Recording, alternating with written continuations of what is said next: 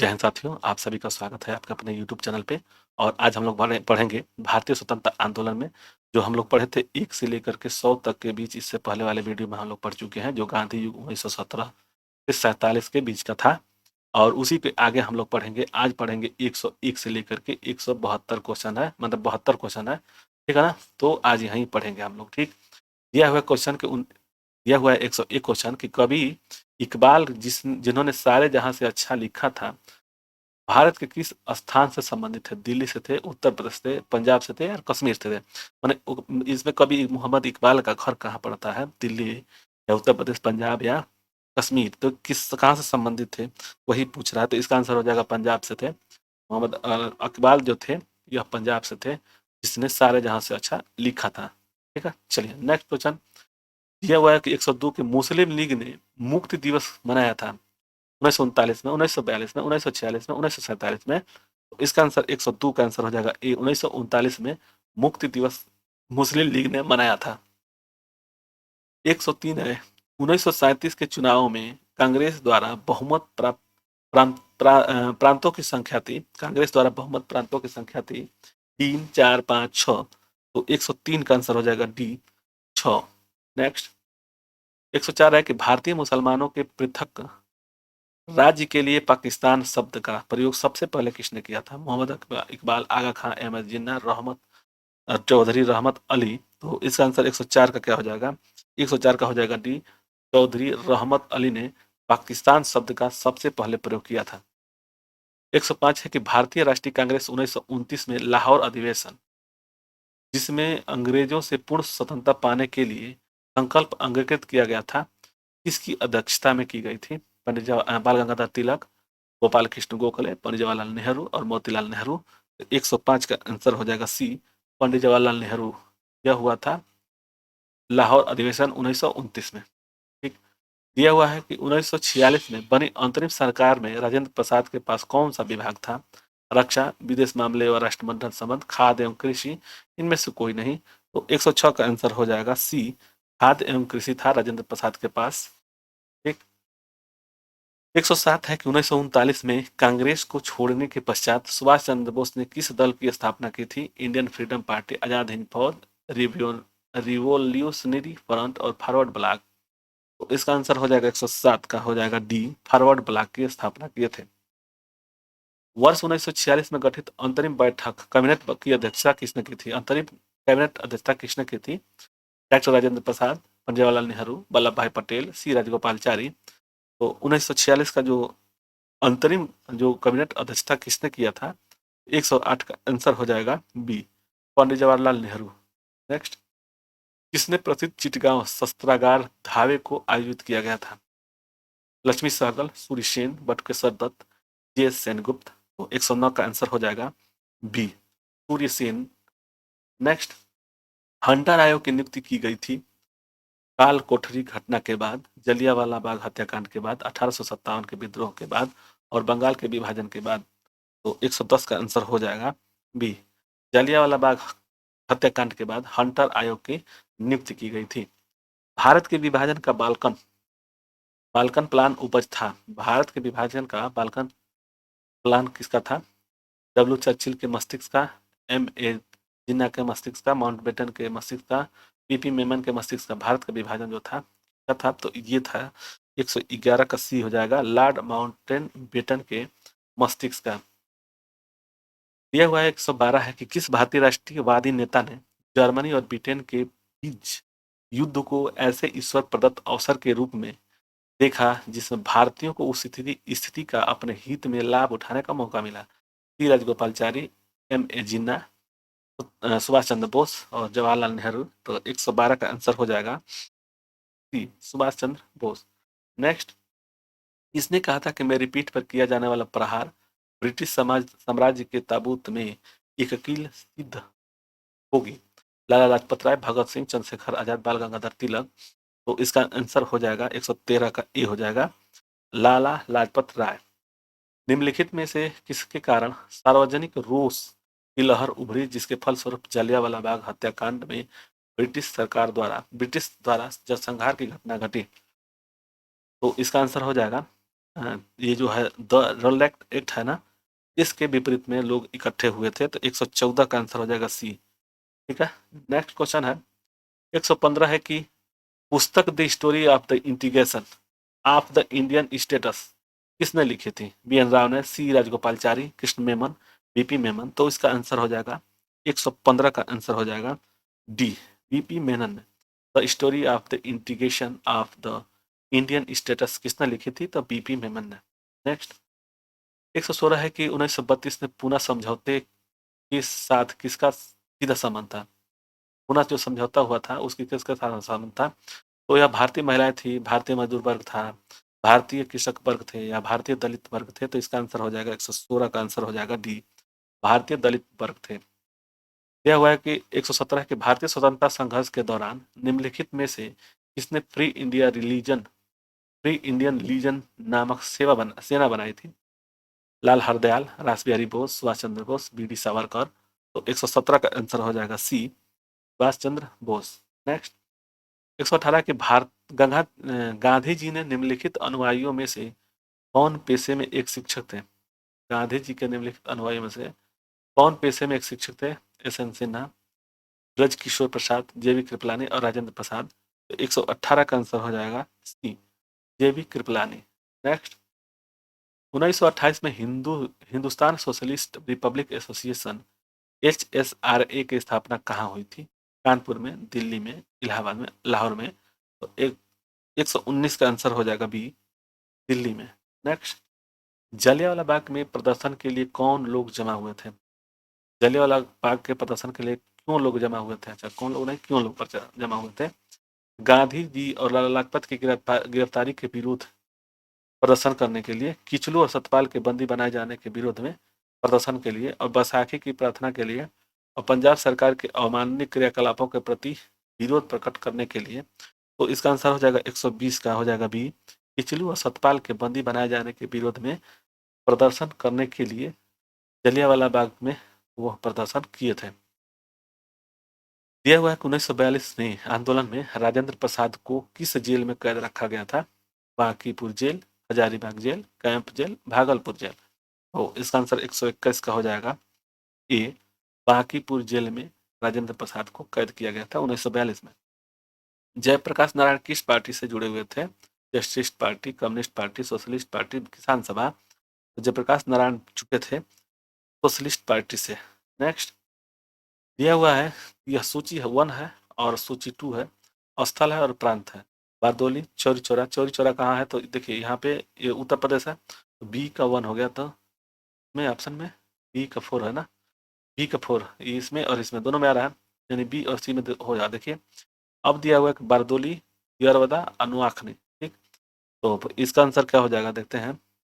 इसका आंसर हो जाएगा 123 का बी, बी हो जाएगा, यानी एक का दो, एक का दो, मतलब बारदोली गुजरात में पड़ता है और यरवदा एक में पड़ता है महाराष्ट्र में, और नोआखी जो होता है पश्चिम बंगाल में पड़ रहा है। तो इसका आंसर डी होगा। नेक्स्ट भारत छोड़ो आंदोलन कब प्रारंभ हुआ? भारत छोड़ो आंदोलन कब प्रारंभ हुआ? तो इसका आंसर 9 अगस्त 1942 है, 10 अगस्त 1942 है, 15 अगस्त 1942 है, 16 अगस्त 1942 है। तो 124 का आंसर हो जाएगा ए, 9 अगस्त 1942 को भारत छोड़ो आंदोलन प्रारंभ किया गया था। यह हुआ 125 की 1946 में आजाद हिंद फौज के लाल किले में दिल्ली के मुकदमे की पैरवी निम्नलिखित में से किसने नहीं की थी? भूला भाई देसाई, पंडित जवाहरलाल नेहरू, सरदार वल्लभ भाई पटेल, डॉक्टर कैलाश नाथ काटजू। तो इसका आंसर हो जाएगा सी, इसका आंसर हो जाएगा सी, सरदार वल्लभ भाई पटेल। नेक्स्ट वह व्यक्ति जिसने 4 अप्रैल 1919 को दिल्ली की जामा मस्जिद की प्रवचन मंच से हिंदू मुस्लिम एकता का भाषण दिया था वे थे? 4 अप्रैल 1919 को दिल्ली की जामा मस्जिद के प्रवचन मंच से हिंदू मुस्लिम एकता पर भाषण दिए थे महात्मा गांधी, मदन मोहन मालवीय, लाला लाजपत राय और स्वामी श्रद्धानंद। तो 126 का आंसर हो जाएगा D, Swami Shraddhanand. Next British सरकार ने महात्मा गांधी को जो उपाधि दी थी और जिसे उन्होंने असहयोग आंदोलन में वापस कर दिया था, वह था हिंद केसरी, केसरे हिंद, राय बहादुर और द राइट ऑनरेबल। तो इसका आंसर क्या हो जाएगा? तो 127 का आंसर हो जाएगा बी, केसरे हिंद की जो उपाधि थी वह असहयोग आंदोलन के बाद से वापस कर दिए थे। दिया हुआ है 128 है कि निम्नलिखित में से किस पार्टी ने भारत छोड़ो आंदोलन का समर्थन नहीं किया था। भारत छोड़ो आंदोलन का समर्थन नहीं किया था। हिंदू सभा महासभा ने, कम्युनिस्ट पार्टी ऑफ इंडिया ने, यूनियनिस्ट पार्टी ऑफ पंजाब ने, और इनमें से सभी। तो 128 का आंसर हो जाएगा डी।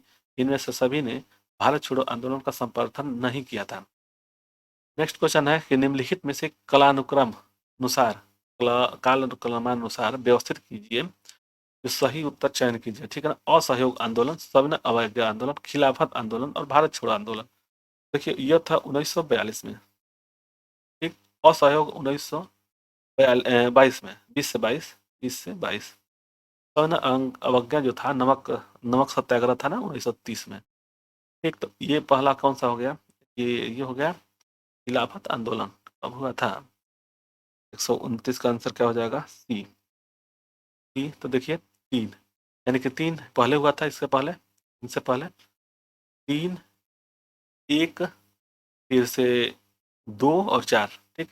ये हमको लग रहा है कि खिलाफत आंदोलन 1916 में करीब हुआ था, 1916 में हुआ था खिलाफत आंदोलन। ठीक। चलिए, तो इसका आंसर क्या हो जाएगा? सी। चलिए नेक्स्ट में कथन दिया है कि 1928 में लाहौर में लाला लाजपत राय के नेतृत्व में साइमन कमीशन का विरोध किया गया था, और साइमन कमीशन में एक भी भारतीय सदस्य नहीं था। सही बात है दोनों।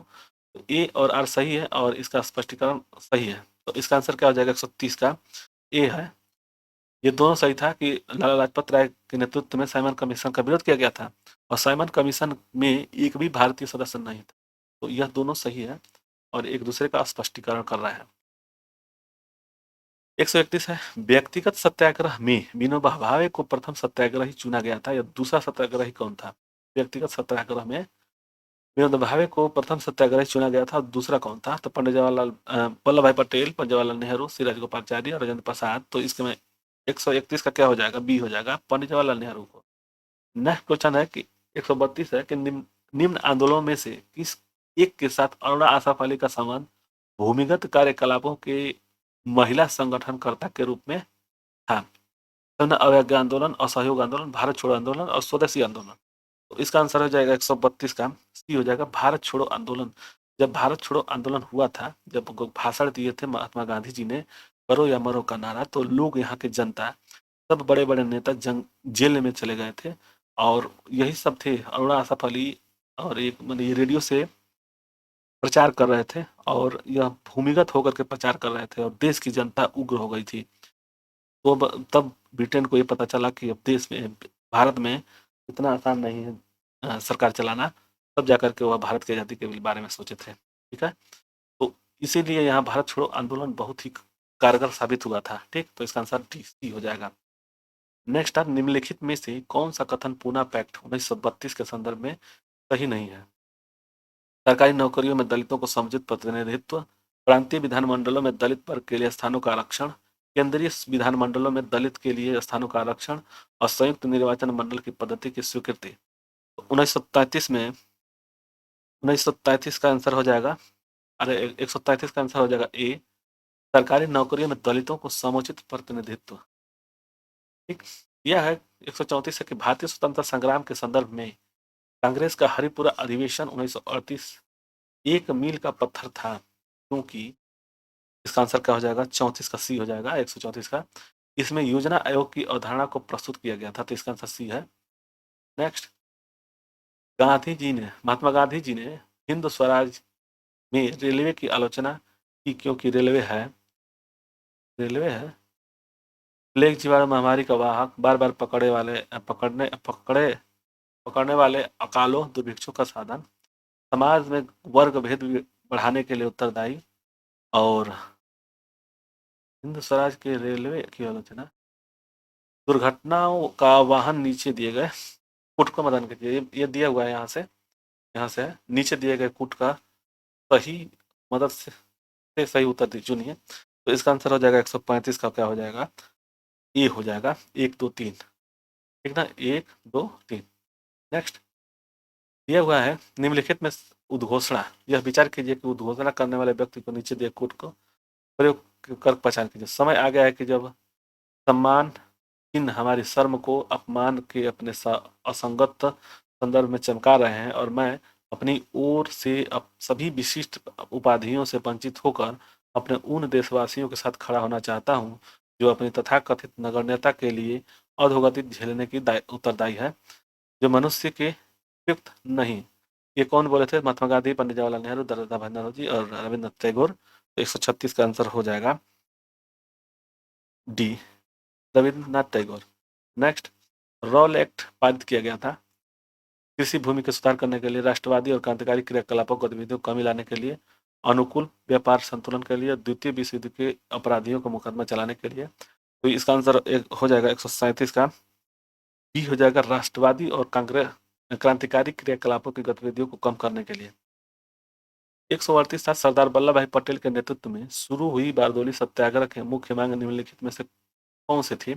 जोतने वाली जमीन, मजदूरों की दरों में वृद्धि, नई बढ़ी हुई लगान पर दर की वापसी और किसानों को कृषि निविष्टियों की आर्थिक सहायता प्राप्त दर पूर्ति। तो 138 का आंसर हो जाएगा सी हो जाएगा, नई बढ़ी हुई लगान दर वापसी। असहयोग आंदोलन के विषय में निम्नलिखित कथनों को विचार कीजिए। यह आंदोलन इससे पहले हुए किसी भी अन्य राजनीतिक आंदोलन की अपेक्षा काफी प्रबलता का था। यह आंदोलन हिंदू मुस्लिम एकता को प्रोत्साहित करने में सहायक था और यह आंदोलन राष्ट्रवाद, मध्यम वर्ग राजनीति, धर्म, सामंतवाद, कृषि असंतोष और श्रमिक वर्ग आंदोलन का मिश्रण था। तो इसका आंसर क्या हो जाएगा? केवल एक, एक दो, केवल दो, दो तीन। तो 139 का आंसर हो जाएगा बी, एक और दो, ये वाला। ठीक है, चलिए नेक्स्ट। 140 है कि महात्मा गांधी के सत्याग्रह के दर्शन के विषय में निम्नलिखित में से कौन सा कथन सही है? महात्मा गांधी के सत्याग्रह दर्शन के विषय में सत्य और अहिंसा दो महत्वपूर्ण संगठक हैं। सत्याग्रही बुराई का प्रतिरोध करेंगे परंतु बुरा करने वाले घृणा नहीं करेंगे। सत्याग्रही यदि आवश्यक हो तो स्वयं को और बुरा करने वालों को पीड़ा पहुंचाएंगे। तो नीचे दिए गए कूट का प्रयोग सही उत्तर चयन कीजिए। ऑप्शन है 1 2 3, केवल 2 3, केवल 1 और केवल 1 2 3। तो 140 का आंसर हो जाएगा डी, केवल 1 और 2, केवल 1 और 2।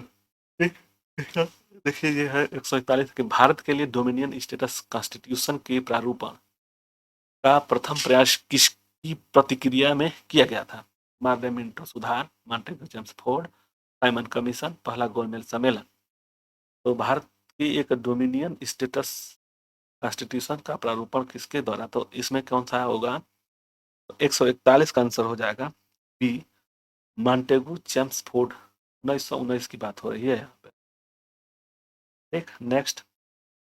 निम्नलिखित में से कौन सा गोलमेज सम्मेलन 1932 में हुआ था? पहला, दूसरा, तीसरा, चौथा। तो 142 का हो जाएगा सी, तीसरा। नेक्स्ट, महात्मा गांधी जी ने दांडी समुद्र तट पर कानून का उल्लंघन किया था। 6 अप्रैल 1930, 6 मार्च 1930, 6 अप्रैल 1930, 12 मार्च 1930, 12 अप्रैल 1930। तो इसका आंसर हो जाएगा 143 का सी हो जाएगा, 12 मार्च 1930 को। नेक्स्ट है इंडिया डिवाइडेड पुस्तक के लेखक। 44 तक इंडिया डिवाइडेड पुस्तक के लेखक कौन है? अब्दुल कलाम आजाद, राजेंद्र प्रसाद, नरेंद्र देव, आसफ अली। तो 144 का आंसर हो जाएगा B, doctor Rajendra Prasad India divided की पुस्तक के लेखक थे। उन्हें 145 का निम्नलिखित में से किसने सभी तीनों गोल सम्मेलन में भाग लिए थे? सरदार वल्लभ भाई पटेल, बी आर अम्बेडकर, जवाहरलाल नेहरू, राजेंद्र प्रसाद। तो इसमें हो जाएगा बी आर अम्बेडकर ने तीनों गोल में सम्मेलन में भाग लिए थे। 145 को हो जाएगा बी। नेक्स्ट है कि मैं समाजवादी और गणतंत्रवादी हूँ और मुझे राजाओं और राजकुमारों में विश्वास नहीं है। यह वक्तव्य किसके द्वारा किया गया था? तो नरेंद्र देव, अच्युत पटवर्धन ने, जयप्रकाश नारायण से और पंडित जवाहरलाल नेहरू से। 146 का हो जाएगा डी। ठीक, नेक्स्ट। गांधी जी दक्षिण अफ्रीका से कितने वर्ष रहे थे? दक्षिण अफ्रीका में कितने वर्ष तक रहे थे? 26 वर्ष, 21 वर्ष, 16 वर्ष और 15 वर्ष। तो 147 का आंसर हो जाएगा बी, 21 वर्ष। नेक्स्ट, भारतीय राष्ट्रीय कांग्रेस के 1924 के अधिवेशन में महात्मा गांधी द्वारा एक बार अध्यक्षता की गई थी। यह अधिवेशन कहाँ हुआ था? गया, अमृतसर, बेलगाम, कानपुर। तो इसका आंसर हो जाएगा सी, बेलगाम में। नेक्स्ट, यह हुआ कि भारत छोड़ो आंदोलन के उपरांत सी राजगोपालाचारी ने दी वे आउट नामक पैम्पलेट जारी किया था। तो इसमें क्या होगा आंसर? तो 149 का हो जाएगा डी, संवैधानिक गतिरोध का हल। नेक्स्ट, निम्नलिखित में से क्रिप्स मिशन के साथ कांग्रेस के आधिकारिक वार्ताकार थे महात्मा गांधी और सरदार वल्लभ भाई पटेल, डॉक्टर आचार्य जे बी कृपलानी एवं सी राजगोपालचारी, पंडित जवाहरलाल नेहरू एवं मौलाना अब्दुल कलाम आजाद, और डी है कि राजेंद्र प्रसाद और रफीद अहमद किदवई। 150 का आंसर हो जाएगा सी, पंडित जवाहरलाल नेहरू और मौलाना अब्दुल कलाम आजाद।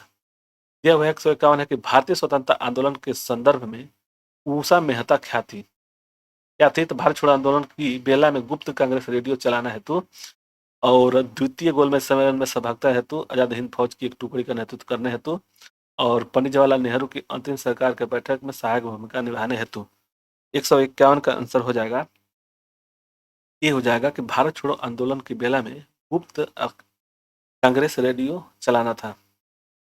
नेक्स्ट, वे राष्ट्रीय नेता कौन था जो 1925 में सेंट्रल लेजिस्लेटिव असेंबली के अध्यक्षता निर्वाचित हुए थे? तो मोतीलाल नेहरू, सी आर दास, वल्लभ भाई पटेल, विट्ठल भाई पटेल। तो इसका आंसर 152 का क्या हो जाएगा?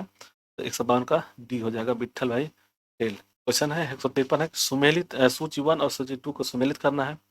यह वह कांग्रेस अध्यक्ष सूची 1 में है और सूची 2 में अधिवेशन स्थल कहाँ कहाँ है? देखिए, ये दिया हुआ है सुभाष चंद्र बोस थे कहाँ?